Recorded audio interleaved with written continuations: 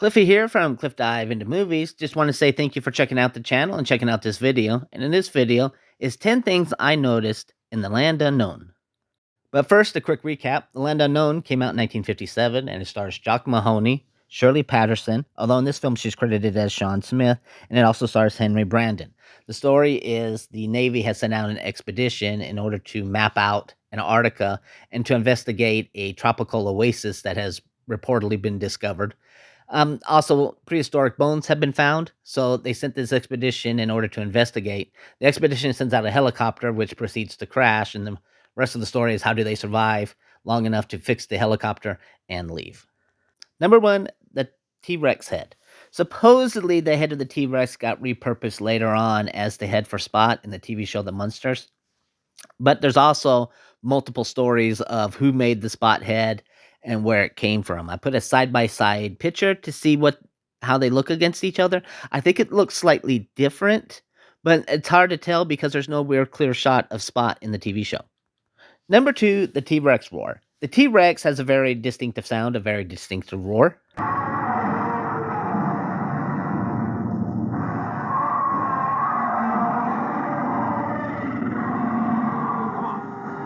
Which would later be reused in the 1976 King Kong as one of Kong's wars, and also, surprisingly, as the War of the Great White Shark in Jaws: The Revenge. Number three, the Plesiosaur. The local waterways, the lake and the river, have a Plesiosaur that patrols it and more or less terrorizes the people as they're on it. At one point, Dr. Hunter, he has a cave that he lives in. The Plesiosaur goes to the mouth of the cave, puts its head in, and then pushes the ladder, which is inside. Except, how does it reach it? You see how tall the Plesiosaur is in the water, and then to various times you see Dr. Hunter's cave and the outside of it and its relationship to the water, and it's like there's no way that Plesiosaur could have put his head into that cave opening. It's just not tall enough unless it climbed up on the steps, but it doesn't really indicate that it did that. Number four, the altimeter. When the helicopter is starting to make its landing, Roberts asked the pilot how high they are, and he says they're at 3,000 feet. However, a quick shot of the altimeter shows that it's actually at 2,500 feet. And yes, I did actually look up to see how to read an altimeter just so I would know if it was correct or if it was wrong. Number five, no beards.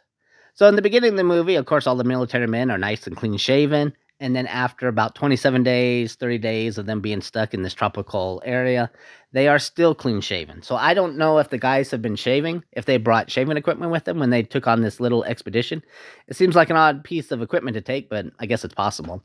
I don't know if Hathaway has been shaving her legs, but when I buy the Blu-ray version of this movie, I'll be sure to check out and pay attention to it if she is or not. Number six, their clothes. So the group is stranded in this dinosaur-filled tropical oasis in Antarctica for about 30 days. They start off with long sleeve shirts, pants, and shoes, and at the end, they're sleeveless shirts, shorts, and barefoot. And because their clothes have just completely deteriorated. I don't know if it's because they've been wearing more or less the same clothes every day for 30 days in a tropical environment. But what I did find interesting was that they cut their clothes. They make the pants into shorts and they take the sleeves off, which seems like an odd detail if you've seen movies like Last Dinosaur or Sands of the Kalahari, or where they just wear the raggedy clothes because it's supposed to show how long and how rugged the environment is. But in this instance, they actually made them into their pants into shorts, which actually makes sense. Number seven, reused footage.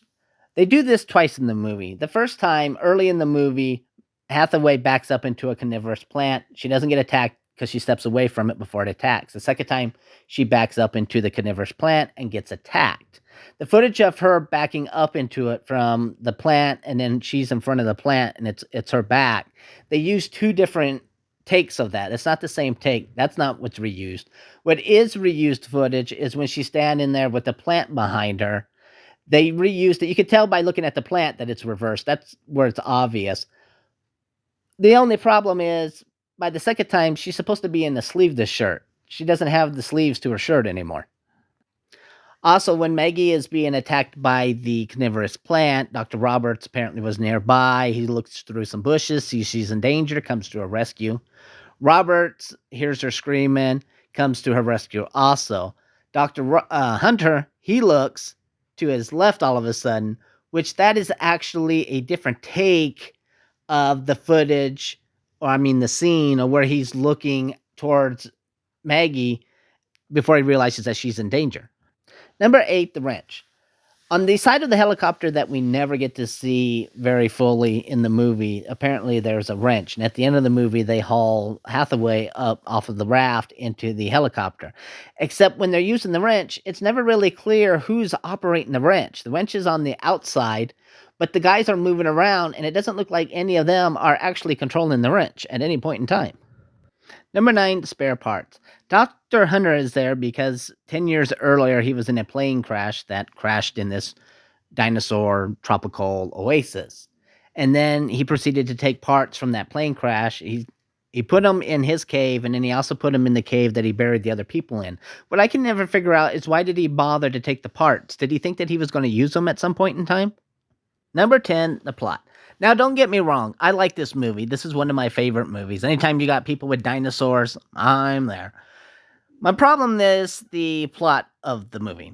The whole thing hinges on the fact that this expedition has crash landed their helicopter, and they come across a guy who's already living there, and he's got the parts that they need. When they first meet him, he's like, "Hey, I'll give you the parts. Give me your woman." And they're like, "No, that's offensive. We're not going to do that. That's barbaric." So then they wait 30 days. They more or less wear the guy out. And he's like, "Yeah, here's the map. Take the parts and go." At no point in time does anybody ever say, "Hey, if you give us the parts, we can all leave and we'll take you with us," which they end up doing at the end of the movie. So if they had done that at the beginning of the movie, they would have left, but then there would have been no movie. So I guess that's why they didn't do it. And that was 10 things I noticed in the land unknown. I hope you liked this video as much as I liked making it. My name's Cliffy. Hope you come again to the channel. If you like what you see, like and subscribe. And like I said, my name's Cliffy, and I'll see you later.